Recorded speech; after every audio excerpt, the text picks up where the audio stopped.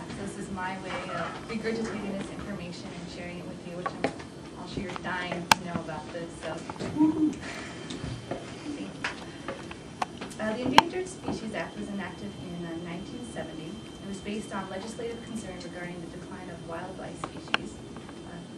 Actually, California enacted the California Endangered Species Act prior to the Federal Endangered Species Act. California became the first state to prohibit the importation, the take, the possession, or the sale of rare and endangered species. And the state act preceded the Federal Endangered Species Act.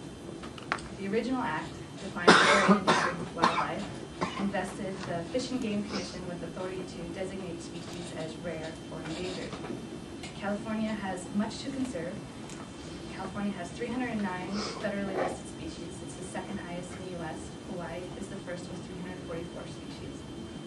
There are 4 key articles of the California Endangered Species Act, the first being the listing process. This is a petition-driven process to the Fish and Game Commission, an elected board that requires hearings, reports, findings, and requires departmental, public, and peer review.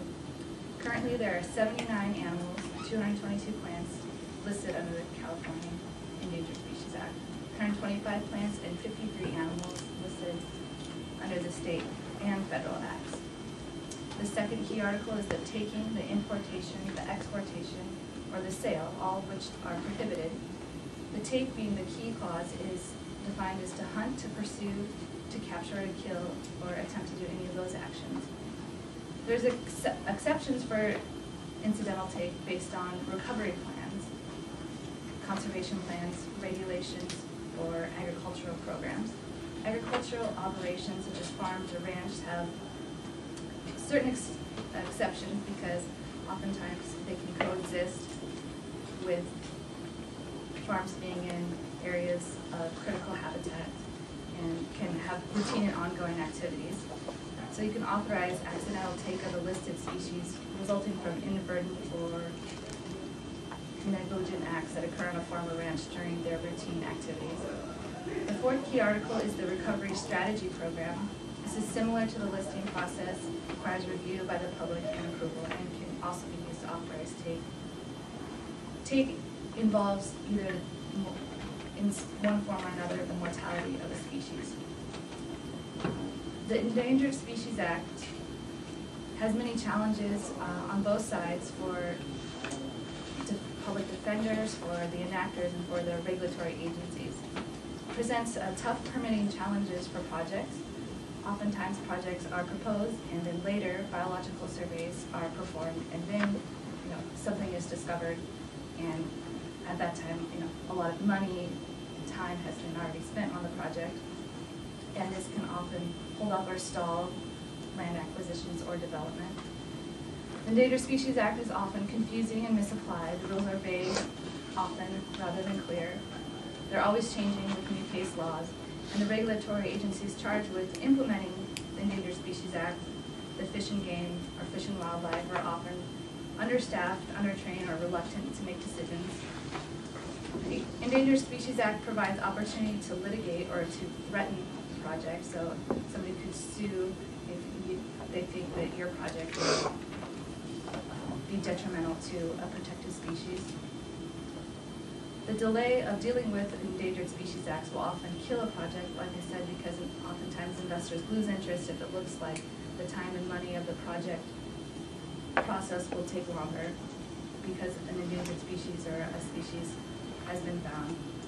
There's 2 ways to get through the Endangered Species Act.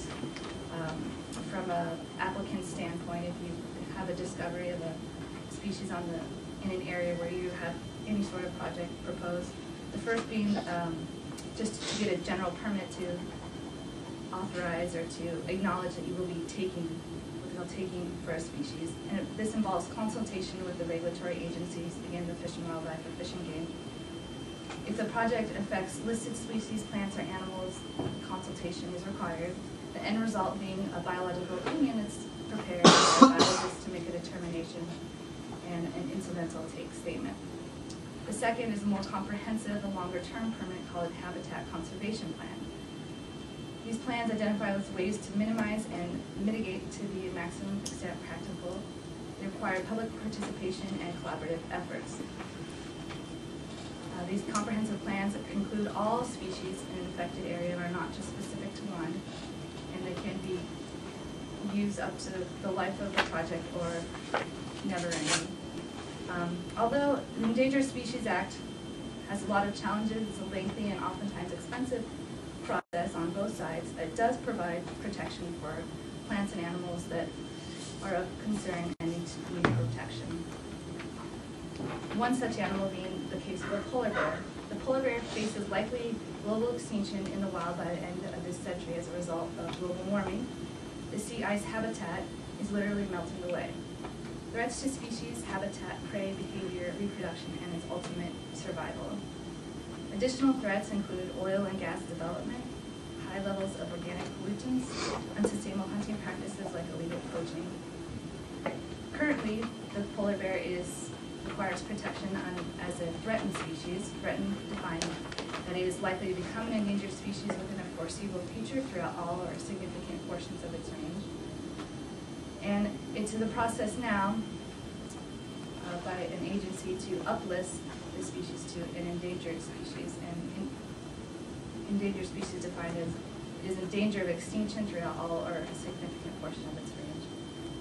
The determinations are made on the best available science. It's often a 1 to 2 year process, and the agency applied about 2 years ago, and we'll have results in January of 2008. Determination, like I said, is made based on best available science, although in this case, best available science is global warming, and as we all know, it can be contentious and often speculative.